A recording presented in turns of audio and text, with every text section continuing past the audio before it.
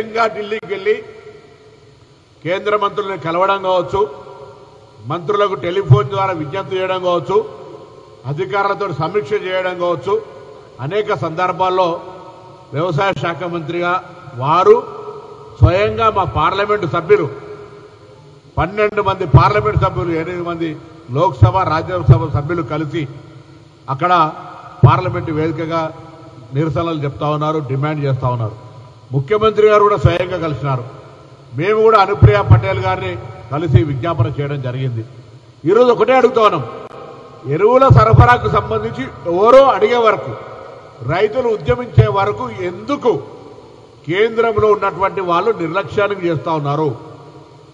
ఈరోజు మేము అనుకుంటా ఉన్నాం, రైతులు క్షేత్రస్థాయిలో భారతీయ జనతా పార్టీ ఉద్దేశపూర్వకంగా రైతులను వేధిస్తూ ఉంది. కాంగ్రెస్ ప్రభుత్వంకు రైతులకు పేరు రావడంతో దాన్ని ఏ విధంగా డిస్టర్బ్ చేయాలని ఒక ప్లాన్ చేసుకుందా అనేటువంటి ఒక అనుమానాలు కలుగుతూ ఉన్నాయి. లేనట్టయితే ఇది ఫెడరల్ సిస్టంలో రాజ్యాంగంలో రాజ్యాంగ స్ఫూర్తికి విరుద్ధం. రాజ్యాంగ స్ఫూర్తి చెప్తా ఉంది, దేశము రాష్ట్రము కలిసి నిర్వహించాల్సిన పనులకు సంబంధించి ప్రజలకు ఇబ్బందులు లేకుండా చూసే బాధ్యత ఉంటుంది.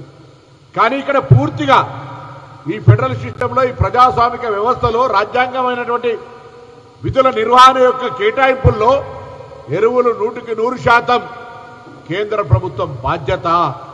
మరొక్కసారి చెప్తున్నా, ఎరువుల నిర్వహణ, తయారీ, భాగస్వామ్యము, పంపిణీ వ్యవస్థ అంతా కేంద్ర కనుసన్నల్లోనే జరుగుతుంది. తెలంగాణ రైతులకు చేతులు జోడించి మరొక్కసారి విజ్ఞప్తి చేస్తా ఉన్నా, తెలంగాణ రైతులు ఎదుర్కొంటున్న ఎరువుల సమస్య భారతీయ జనతా పార్టీ పాపం, భారతీయ జనతా పార్టీ కుట్ర ఫలితం, భారతీయ జనతా పార్టీ నిర్లక్ష్యం ఫలితం ఇలా తెలంగాణ రైతులు ఎదుర్కొంటున్నటువంటి ఎరువుల కొరత.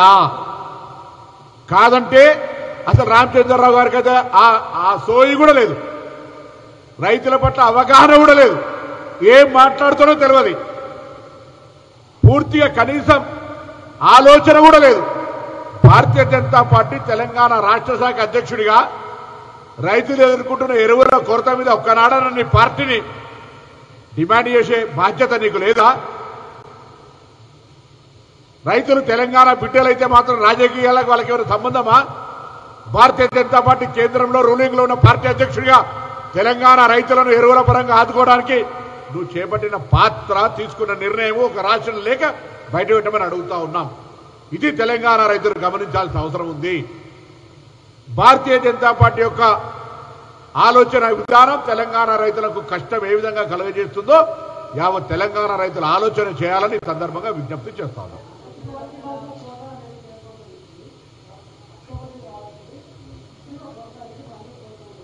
ఇప్పుడు కూలిచ్చి తన్నించుకునేవాడు ఉన్నాడు. మేము కృత్రిమ కొరత సృష్టించడం ద్వారా మా మీద నిరసనలు చెప్పించుకునేటువంటి బుద్ధి జ్ఞానం లేని రాజకీయ పార్టీ నాయకుడు ఎవడని ఉంటాడా?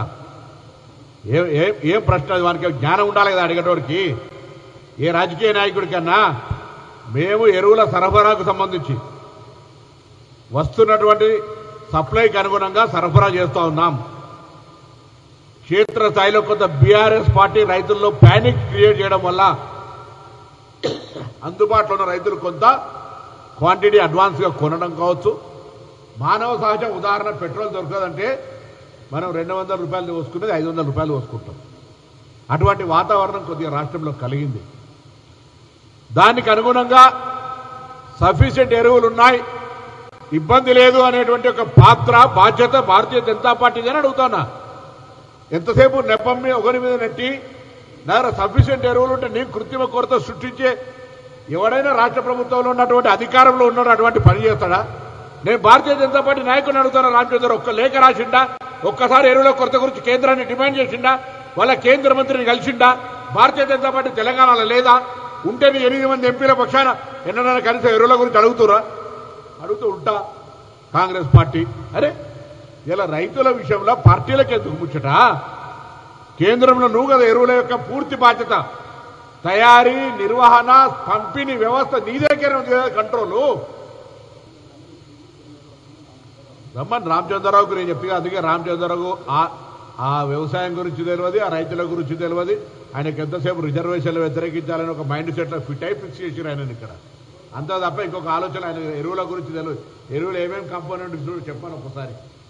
యూరియా దేనికి వాడతారు, డిఏపి దేనికి వాడతారు, కాంప్లెక్స్ దేనికి వాడతారు, ఫాస్ఫేట్ దేనికి వాడతారు అన్నీ ఒకసారి చెప్పానండి ఆయన. బరాబర్ కొరత ఉంది, రైతులు ఆందోళన చెందుతున్నారు. కేంద్రం స్పందించి ఎరువులు ఇవ్వాలని డిమాండ్ చేస్తారు.